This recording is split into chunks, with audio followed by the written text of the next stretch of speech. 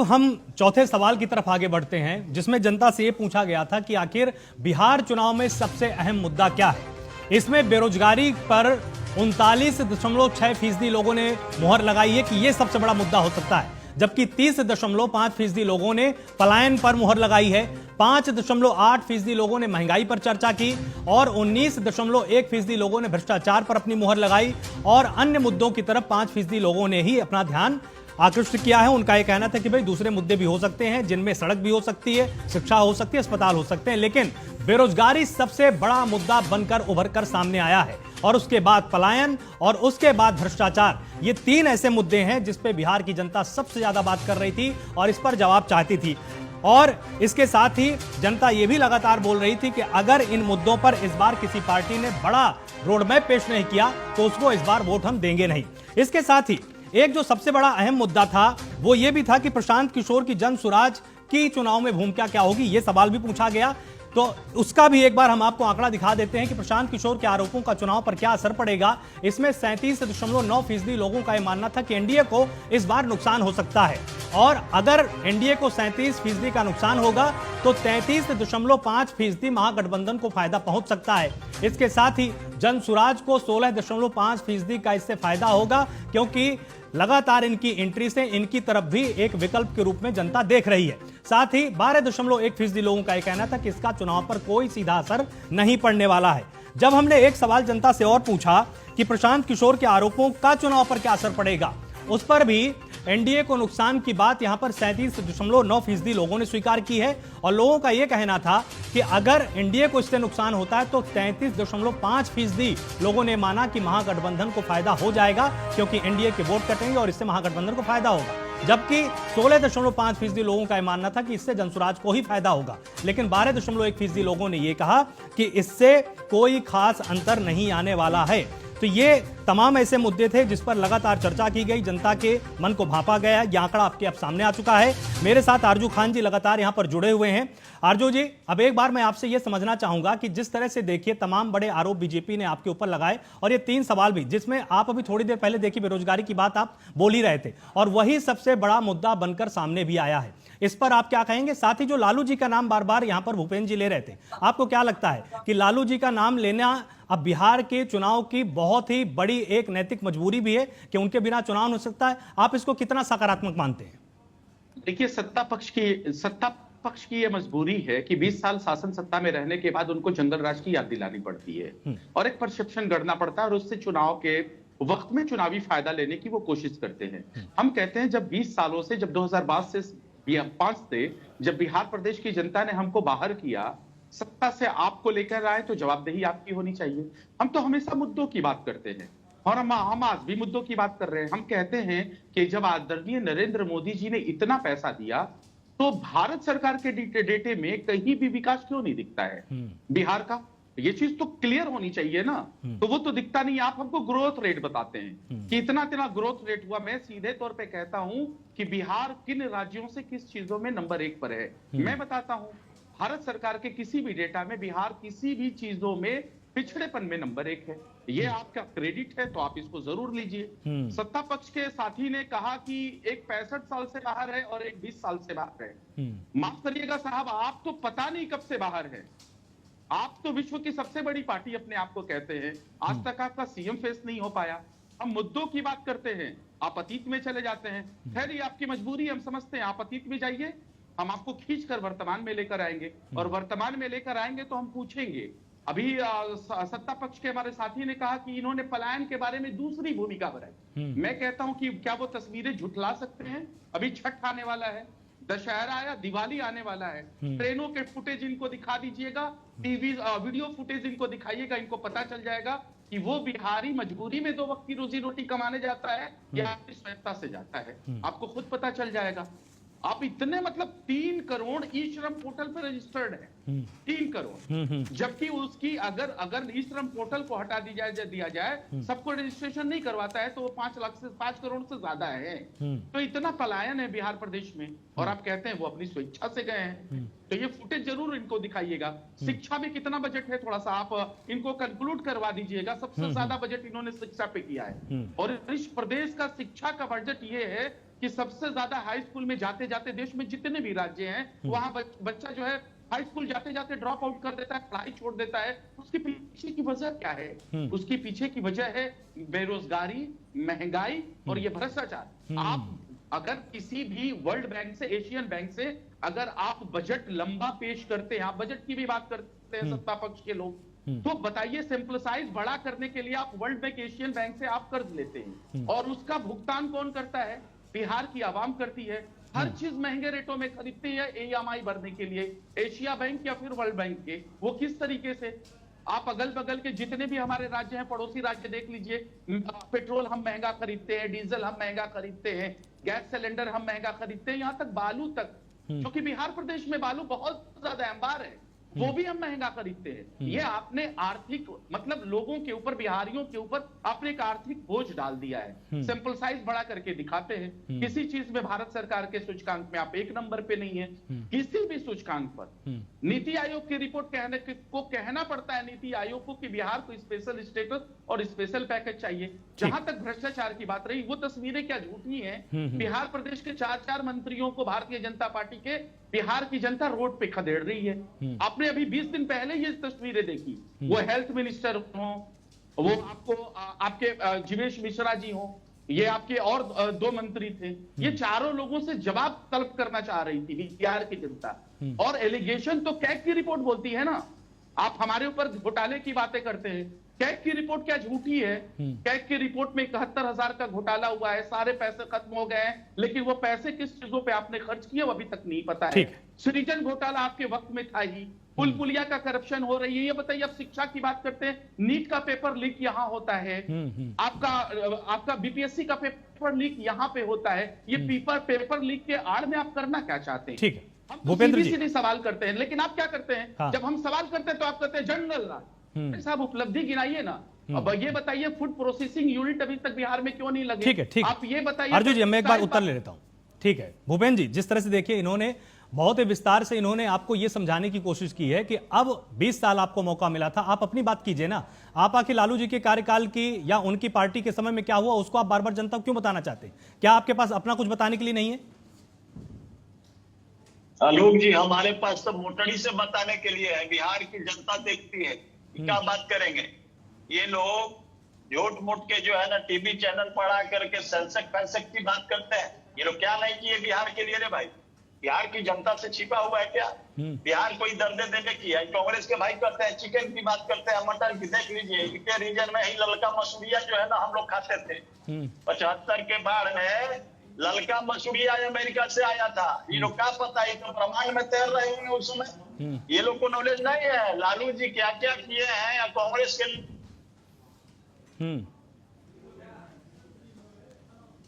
आपकी आवाज नहीं आ रही। ठीक है चंद्रभूषण जी, तब तक मैं आपके पास आना चाहूंगा और ये समझना चाहूंगा, क्योंकि इनका ये आरोप है कि जिस तरह से कांग्रेस को भी काफी एक लंबा वक्त मिला था बिहार में, लेकिन बिहार ने हमेशा अगर जीत हासिल की है तो पीछे से जीत हासिल की है, लेकिन जब हमको मौका मिला है तो हमने बिहार की तस्वीर को बदल दिया है। जो बेरोजगारी, पलायन और भ्रष्टाचार के मुद्दे पर जनता ने सबसे ज्यादा अपनी राय रखी, आपको क्या लगता है, क्या ये मुद्दे इस बार निर्णायक साबित होंगे?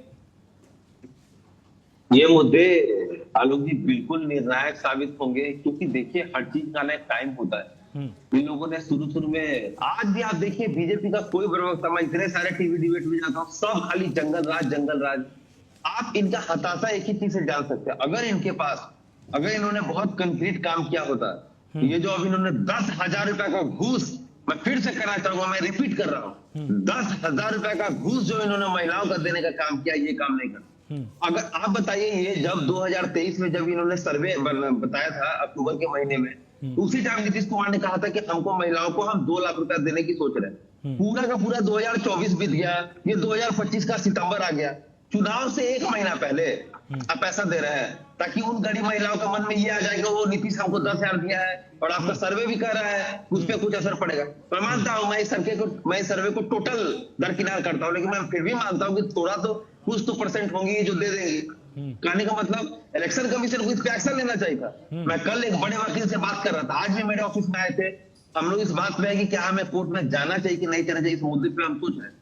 लेकिन कहने का ये मतलब है, आप जानते हैं अक्टूबर के महीने में पैसा दिया जाना है, 16 अक्टूबर, 22 अक्टूबर, 27 अक्टूबर। और सबसे हैरानी का बात है 7 नवंबर को भी पैसा दिया जाना है। अभी तक इन्होंने 1,31,00,000 महिलाओं को दे दिया है। बाकी है कि भाई कोई महिला आएगी हम उसको 10,000 रुपया देंगे, क्योंकि इन्होंने झूठ का प्रोपेगेंडा रचा है ना। पहला तो इनका ये प्रोपेगेंडा कि हम 2 लाख तक का लोन देंगे। आप कहां से देंगे? मैं एक आंकड़ा आपके सामने देना चाहता हूँ।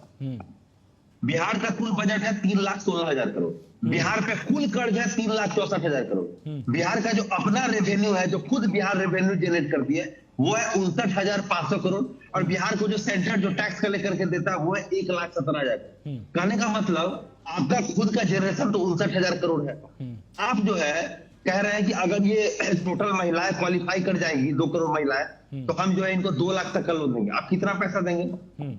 आप 2 लाख करोड़ कहां से लाएंगे? आप महाराष्ट्र नहीं है, आप महाराष्ट्र नहीं है, आप तमिलनाडु नहीं, आप कर्नाटक नहीं है। ये खुल्ली घूस है। और ये घूस दर्शा रहा है कि किस तरीके से ये जो है लोगों के लाइफ को इंप्रूव करने में, महिलाओं को शिक्षा प्रदान करने में, महिलाओं को रोजगार देने में फेल हुए। अगर ये सब नहीं करते ना, तो हमने कहा 200 यूनिट बिजली फ्री देंगे, इन्होंने कहा 125। इस तरह का प्रॉब्लम नहीं आता। ठीक है, मैं आपके पास अब वापस आता हूं। अविनाश जी, जिस तरह से देखिए बेरोजगारी, महंगाई और पलायन, इन तमाम मुद्दों को लेकर जनता ने सबसे ज्यादा अपनी राय भी व्यक्त की है और इससे नाराज भी है। इसके साथ ही प्रशांत किशोर की जनसुराज की चुनाव में भूमिका पर जब प्रश्न पूछा गया तो अधिकतर लोगों ने माना कि वोट काटेगी। तो क्या आपको इन तमाम चीजों से चिंता होती है? आपने सारे सवालों का जवाब दूंगा, लेकिन उससे पहले मैं कुछ जो मैं सुन रहा था आरजेडी के प्रवक्ता और कांग्रेस के प्रवक्ता,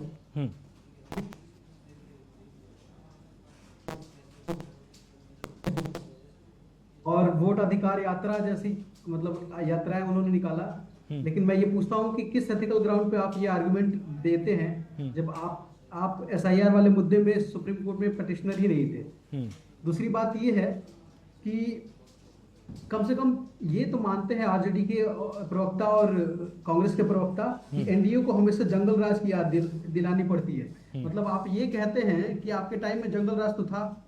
ये तो आपके स्टेटमेंट से कम प्रूव हो जाता है ना कि हाँ भाई जंगल राज था। दूसरी बात, अभी आंकड़ों की बात कर रहे थे ये कि 3.17 लाख करोड़ का हमारा जीडीपी है और अराउंड 3 लाख करोड़ के ही आसपास का ऋण है हमारे ऊपर। सर, हमारा जो कमिटेड बजट है, कमिटेड एक्सपेंडिचर वाला बजट है, that is around 1.08 lakh crore rupees. और उसी के अंदर में हम सारी चीजें कर रहे हैं। और ये सिर्फ हमारे स्टेट की स्टोरी थोड़ी ना है, और ये किसी हमारे स्टेट की या फिर किसी अदर स्टेट की स्टोरी थोड़ी ना है। This is how economy functions. ठीक है, जब आप ऋण लेते हैं कहीं से तो क्या एक ही साथ आप मूल के साथ चुकता कर देते हैं क्या उसको? क्या एक तरीके से आप इंस्टॉलमेंट्स में चुकता करते हैं? अब इकोनॉमिक ठीक है, आपसे संपर्क नहीं हो पा रहा है। अब जिस तरह से सोनाली जी लगातार मेरे साथ है, तो सोनाली जी आपके पास आने से पहले मैं एक प्रश्न को फिर से यहाँ पर अपने दर्शकों को दिखाना चाहूंगा कि प्रशांत किशोर की जनसुराज की चुनाव में आखिर क्या भूमिका होने वाली है। इसमें जब जनता से सवाल पूछा गया तो जनता ने यह कहा कि 57.9% लोगों का कहना था कि जनसुराज पार्टी वोट काटेगी। 16.5% लोगों ने कहा था कि ये किंग मेकर साबित होगी। इसके साथ ही 8.4% लोगों ने बोला कि इसमें खराब प्रदर्शन देखने को मिलेगा। साथ ही 17.2% लोगों ने यह कहा कि अभी हम इसके बारे में साफ तौर पर कुछ भी नहीं बता सकते हैं। तो अगर ये तमाम चीजें देखी जाए तो आपको क्या लगता है कि निश्चित तौर पर चुनाव में आपकी महत्वपूर्ण भूमिका तो होने वाली है। चुनाव जीतना या हारना एक अलग पहलू है, लेकिन यह तो है कि आप इस बार बहुत ही मजबूती के साथ चुनावी मैदान में दिखेंगे भी और लोगों को समझ में आएगा भी। तो इस बात से आप कितने उत्साहित हैं? और जो मुद्दे आपकी पार्टी की तरफ से उठाए जा रहे थे, जैसे बेरोजगारी, पलायन का, भ्रष्टाचार का, उस पर जनता ने भी अपनी मुहर लगा दी। सोनाली जी, सी वोटर सर्वे, अगर आप उसको भी कोट करें तो आप उसमें ये पाएंगे कि जो शुरू में हमारा एक्सेप्टेंस का जो परसेंटेज था वो लगभग 13% था और अब वो बढ़ के 24 से 25% हो गया है। तो जो जिस ढंग से हमारा ग्राफ ऊपर जा रहा है, लीनियर ये ग्राफ नहीं है, ये आपको बिल्कुल शूटिंग ग्राफ दिख रहा है। तो मैं ये कहूंगी कि ये हमारा एक्सेप्टेंस लोगों के बीच दिखाता है। और एट द सेम टाइम जब एक और सर्वे यहाँ पे ये बताता है कि लोकप्रियता हमारी यूथ के बीच बहुत ज्यादा है, ऑलमोस्ट 20% जो यूथ हमारे साइड इंक्लाइंड है। तो आप समझिए 7.5 करोड़ का जो एक 20% कितना बड़ा दबका हो सकता है। तो ये जो आपका फाइंडिंग्स है और जो मैं डेटा यहाँ पे सी सर्वे कोट कर रही हूँ, दोनों कहीं ना कहीं एक जगह पे मर्ज होते दिखाई दे रहे हैं। और दूसरी चीज यहाँ पे ये है कि जो प्रशांत किशोर जी ने बात कही, मैं उसको यहाँ पे फिर दोहराना चाहती हूँ। अगर लास्ट इलेक्शन की आप बात करें तो टोटल जो वोट गिरा था दो पार्टियों के बीच, दोनों ब्लॉक्स के बीच, वो लगभग 72% था। यानी 28% लोगों ने उनको अभी भी दोनों में से किसी ब्लॉक को नहीं चुना था। तो अगर वो 28% जनस्वराज के साइड आते हैं और बाकी दोनों पार्टियों से भी अगर हम 10% वोट अगर काट लेते हैं, तो आप हमारी सिचुएशन को समझ सकते हैं कि हमारा स्ट्रॉन्ग कितना पोजीशन इस पूरे इलेक्शन में रह रहा है। तो यही कैलकुलेशन लेके हम आगे बढ़ रहे हैं और ये अभी इमीडिएट है, अभी भी हमारे हाथ में 1 महीना है। अगर हम इस पे काम करते हैं तो हमारा जो ग्राफ और है ये स्ट्रॉन्ग होता ही दिखेगा और ऊपर जाता ही दिखाई देगा। और साथ में जो हमने मुद्दों की बात कही है, जो लोगों को सच दिखाने का काम किया है, वो हमें लगता है कि बिहार में पहली बार हम कह सकते हैं हम एक पायनियर हैं बिहार में, जिसने इस लाइन लेंथ पे बिहार को इलेक्शन को पहली बार किसी ने गवर्न किया है। आज तक सिर्फ कम्युनल राजनीति होती थी या फिर कास्ट बेस्ड राजनीति होती थी या फिर डर की राजनीति होती थी। बिहार में पहली बार आप ये शायद देख रहे होंगे कि डेवलपमेंट बेस्ड या एजेंडा बेस्ड राजनीति हो रही है। और यही डर है कि सारी पार्टियां जो हमारे एंटी खड़ी हैं वो आज तथ्यात्मक बात करने पे मजबूर हो गई हैं। ये बात और कुछ के पास जवाब है, कुछ के पास जवाब नहीं है, ये बिल्कुल अलग बात है। लेकिन जनता के सामने एक सच रखने का काम हमने किया है और हमें इस बात की खुशी है कि एटलीस्ट हमने जनता को जागरूक करने का बहुत काम किया है और इसमें हम बहुत हद तक सक्सेसफुल रहे। ठीक है, धुलिया जी भी यहाँ पर मेरे साथ स्टूडियो में हैं। अब देखिए, जिस तरह से बेरोजगारी, महंगाई और भ्रष्टाचार और पलायन पर अगर बात करें तो महंगाई को लोगों ने थोड़ा सा दरकिनार कर दिया, जिस पर लगातार विपक्ष जोर देता रहा कि भाई महंगाई बहुत बड़ा मुद्दा है। लेकिन केवल 5% ऐसे लोग थे जो बोले थे कि महंगाई बड़ा मुद्दा है। उनका ये कहना था कि हमारी आय भी बढ़ी है, इसलिए ये ज्यादा बड़ा फैक्टर नहीं है, लेकिन हमको बाहर जाना पड़ता है, हम लगातार बेरोजगारी से परेशान हैं और साथ ही करप्शन को लेकर हम चिंतित हैं। तो आपको क्या लगता है कि इस बार वास्तव में जनता ने इन मुद्दों पर विचार भी किया है और ये सत्ता परिवर्तन या सत्ता को बरकरार रखने की कुंजी साबित हो सकता है? देखिए, सारे मुद्दे जो हैं ये मैक्सिमम 15% मतदाताओं को प्रभावित करते हैं। आज भी बिहार की राजनीति जो है जातिवाद में बटी हुई है। बिहार की जो है 15% वोटर्स, हाँ ये ज़रूर है कि 15% वोटर्स अगर एक तरफ से दूसरी तरफ शिफ्ट होते हैं तो सरकार बदल जाएगी। लेकिन कोर जो आधार है गठबंधनों का वो इंटैक्ट है। वो लालू के साथ आज भी, लालू कितने भी बदनाम रहे हो, लालू कितनी भी बार जेल में गए हों, लेकिन लालू का वोट बैंक करीब 30% हमेशा रहा है। तो अगर मुस्लिम यादव का वोट आप कहेंगे तो वो जो है लालू यादव की पार्टी या लालू यादव के गठबंधन के साथ ही जाएगा। एक अपर कास्ट, खासतौर पर अपर कास्ट जो है ये हिंदूवादी एक पूरा एक तबका इमर्ज हो गया वोट बैंक के तौर पर, वो बीजेपी गठबंधन की तरफ ही जाएगा। तो ये मेजोरिटी है।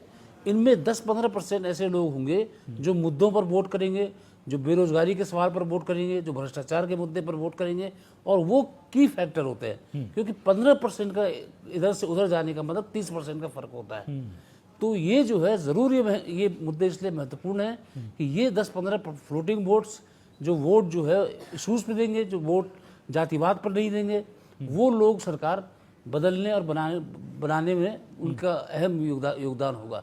लेकिन अगर हम कहें कि खाली मुद्दों पर ये इलेक्शन होने जा रहा है और भ्रष्टाचार, बेरोजगारी, पलायन, इन पर लोग वोट देने जा रहे हैं खाली, तो ये थोड़ा सा मेरे ख्याल से अभी जल्दबाजी है इस देश के अंदर। इस देश के अंदर अभी भी जो है एक कास्ट पॉलिटिक्स, कम्युनल पॉलिटिक्स, उसका अभी भी एक आधार, एक अस्तित्व बना हुआ है।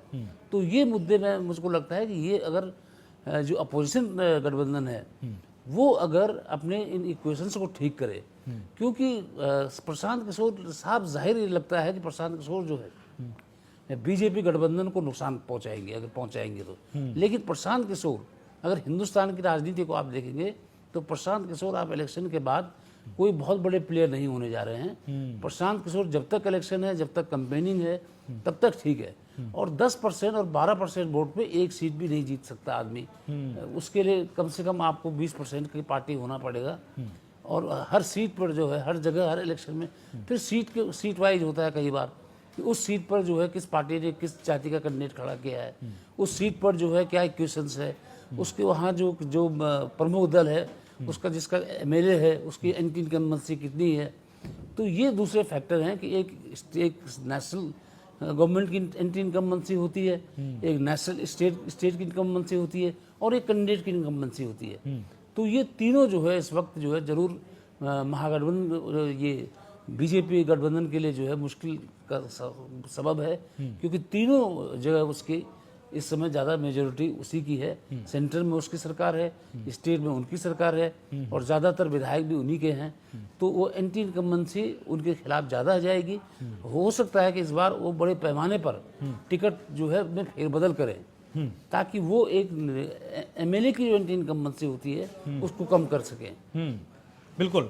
मेरे साथ सर्वे एक्सपर्ट अमित कुमार भी यहाँ पर जुड़े हुए हैं। अमित जी, अब आपसे जानना चाहेंगे कि जिस तरह से प्रशांत किशोर की जनसुराज की भूमिका पर भी आपने मतदाताओं से बात की होगी, उनके मन में क्या है, क्या वो इसको निर्णायक मान रहे हैं, और साथ ही जिस तरह से बेरोजगारी और पलायन और भ्रष्टाचार 3 बड़े मुद्दे उभर कर सामने आए हैं, ये कितने निर्णायक साबित होंगे? देखिए, आने वाले चुनाव, आने वाले जब वोटिंग का दिन आएगा तो हो सकता है कि जो वोट वाले हैं, जो कुछ वोटर ऐसे होते हैं जो फ्लक्चुएट करते रहते हैं, तो उनके बारे में ये कहा जा सकता है कि वो इन मुद्दों को गहनता से देखेंगे, क्योंकि देखिए आजकल सोशल मीडिया का जमाना है और प्रशांत किशोर जी का देखेंगे तब पूरा का पूरा जो है सोशल मीडिया पर फोकस नंबर 1 पे है। तो सोशल मीडिया के जमाने में आम आदमी जो मोबाइल में बात चली जाती है, देखिए सबसे पहला है कि बिहार में आज से नहीं, बहुत पहले से बिहार ने लोगों को बहुत कुछ दिया, लेकिन बिहार आज भी पिछड़ा क्यों है? क्योंकि बेरोजगारी, पलायन जैसे मुद्दे वहाँ बहुत हावी हैं। कोई भी सरकार आती है, देखिए 20 साल में नीतीश कुमार जी की सरकार ने बिहार में विकास किया, इसमें कोई संदेह नहीं है, लेकिन लोगों का पलायन नहीं रोक पाए, लोगों की बेरोजगारी की समस्या दूर नहीं कर पाए। देखिए 17 महीने की जो तेजस्वी यादव ने सरकार चलाई है, वह 17 महीने की सरकार चलाने के बाद उन्होंने जो एक आय पेश किया है अपना सैंपल पब्लिक में, तो पब्लिक को रुझान ये दिखता है कि कहीं हमारी बेरोजगारी की समस्या का निदान इस आदमी से मिल सकता है क्या।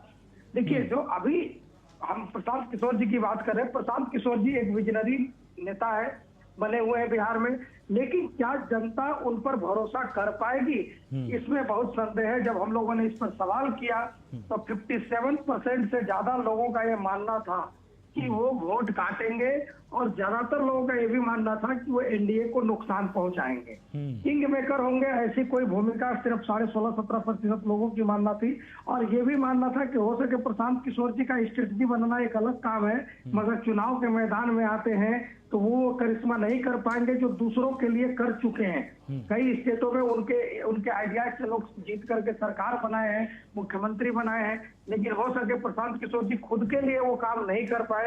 एक सवाल का और हम आपको जिक्र करेंगे कि जब हम लोगों ने प्रशांत किशोर जी के जो भ्रष्टाचार के आरोप हैं, जो उन्होंने अभी लेटेस्ट लगाए थे सितंबर के महीने में, अशोक चौधरी पे हो, अशोक चौधरी हो, सम्राट चौधरी हो, मंगल पांडे हो, दिलीप जायसवाल जी हो, संजय जायसवाल जी हो, तमाम बड़े नेताओं पर जो लगाए, और जिस तरह से नेताओं ने उसको स्ट्रेट जवाब देने के बजाय कहीं ना कहीं डाइवर्ट किया, वो भी जनता अब ये सोचने लगी है।